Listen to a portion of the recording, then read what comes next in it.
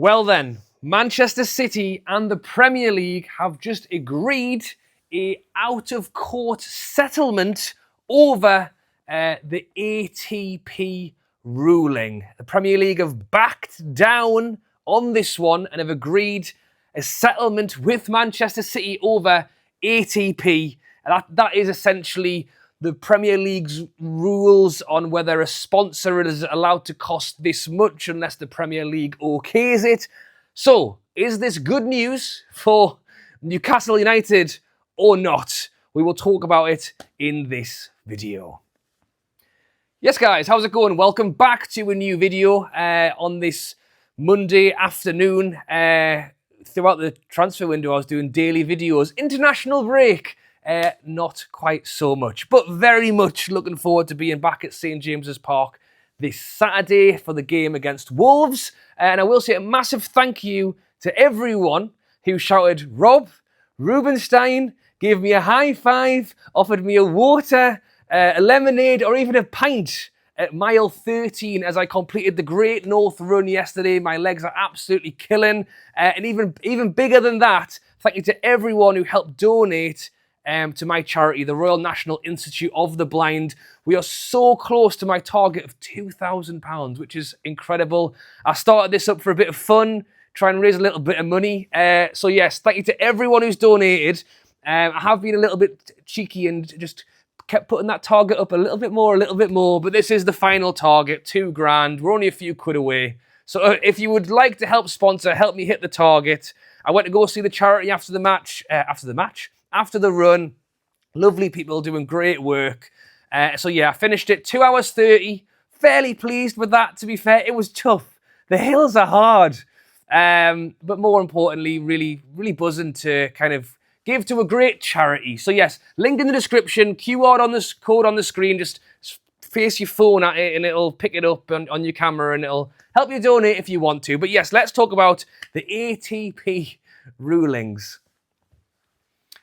So yeah, I had to jump on and talk about this one because it does affect Newcastle. We are clearly a club in a situation who has loads of money. Richest club in the world. You know, we're forced to sell Alexander Isak to a club whose owners are worth 1% of our owners. So yes, we know the rules aren't fit for purpose. We know the rules certainly do not favour us.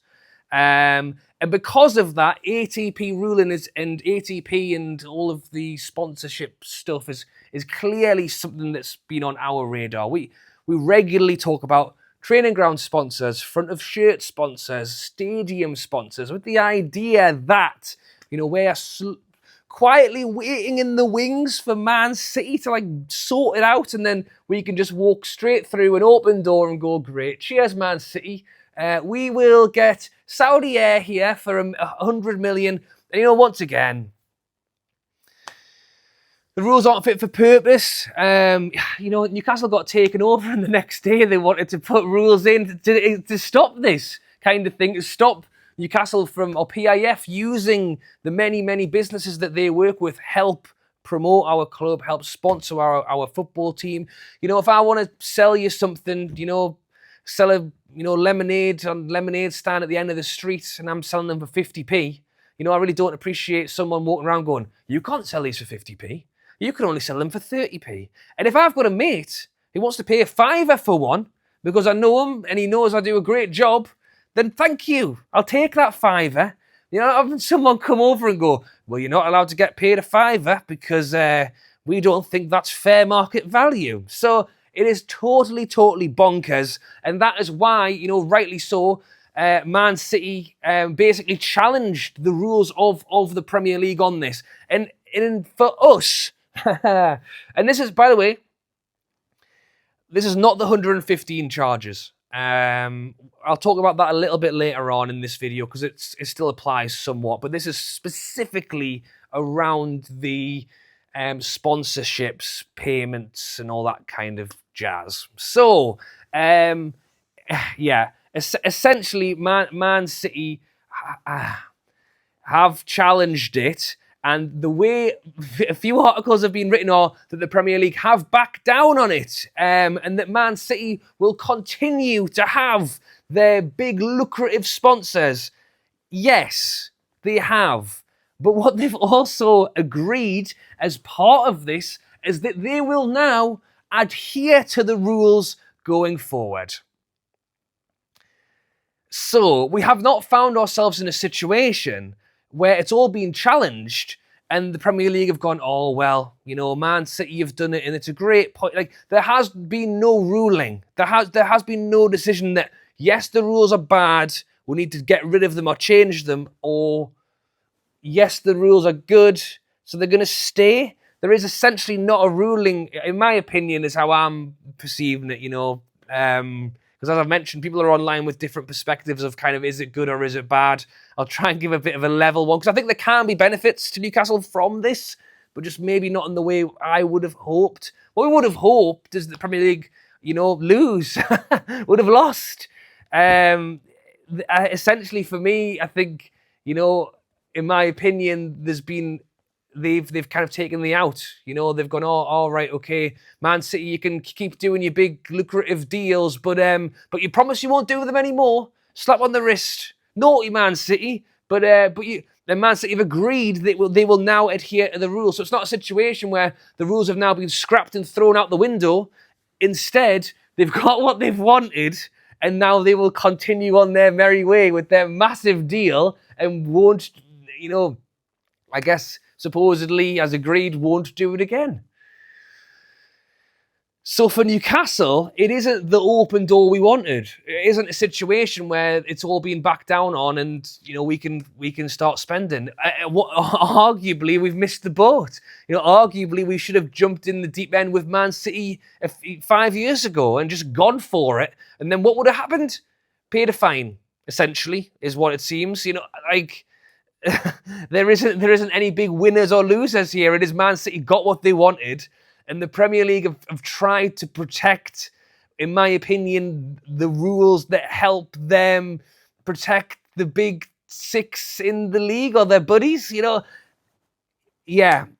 So in that sense, it's bad for Newcastle. It has not opened a door. It has not suddenly allowed us to be like, oh well, Man City did it, so now it's okay for everyone to do it. That hasn't happened here, in my opinion. What you could argue if Newcastle want to be bold enough is they could look at this situation similar to what we saw, with teams getting fines for not meeting PSR in previous windows. Just be bold and go, you know what, screw it then. We're going to just go and spend whatever the hell we want, and if we get fined for it, or we have to take the Premier League to court over it, or if we have to pay this for it, then we will. But Newcastle haven't done it up till now, so I don't suppose we will. So yeah, then you look at Manchester United. They got 70 million wrote off because of the pandemic. With that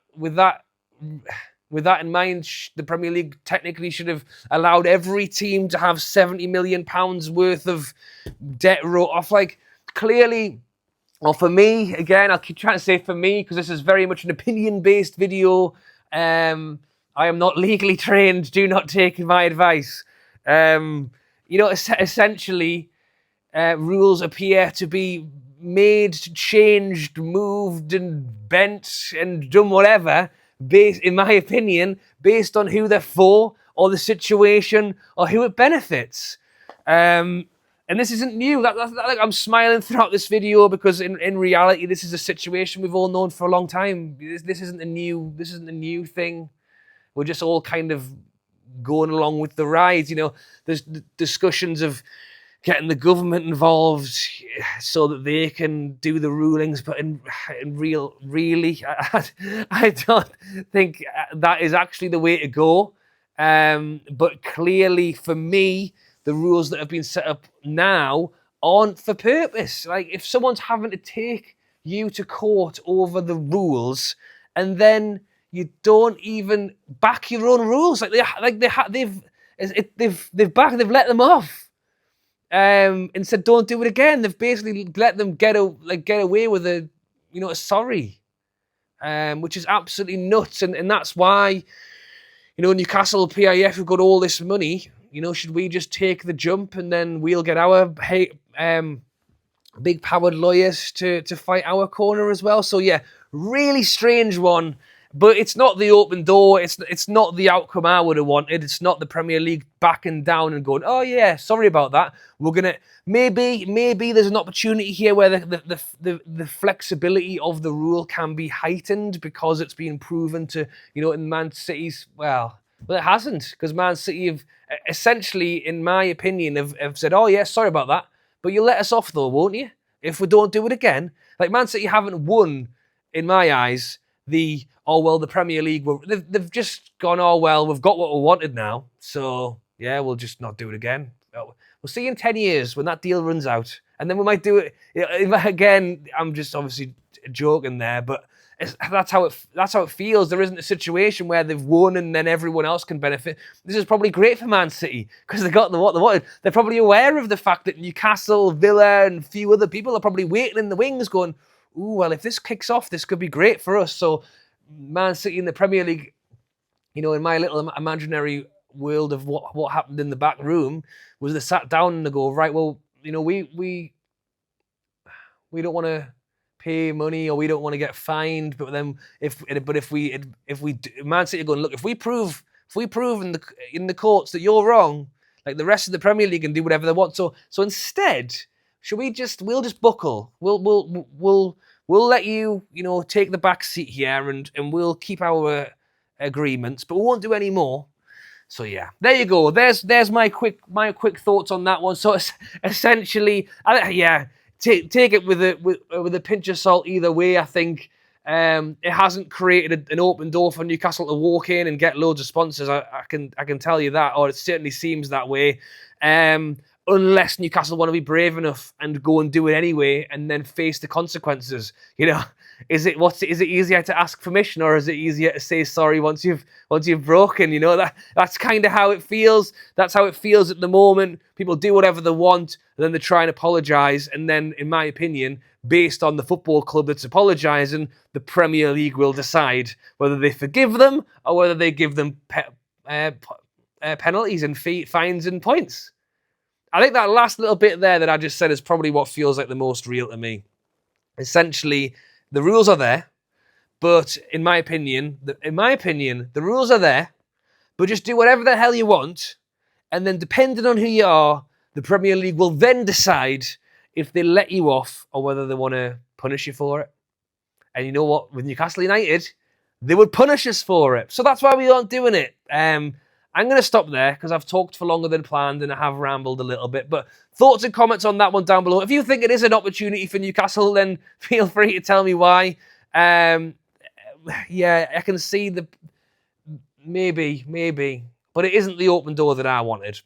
And thank you to everyone who sponsored my Great North Run. I appreciate this is somewhat of felt a bit negative in the end there of what was a great day yesterday. But if I don't mention it now, it'll be fresh out of everybody's minds. So yes, thanks for all the sponsorships. Thanks for all the shouts, all the waves. Absolutely loved the day.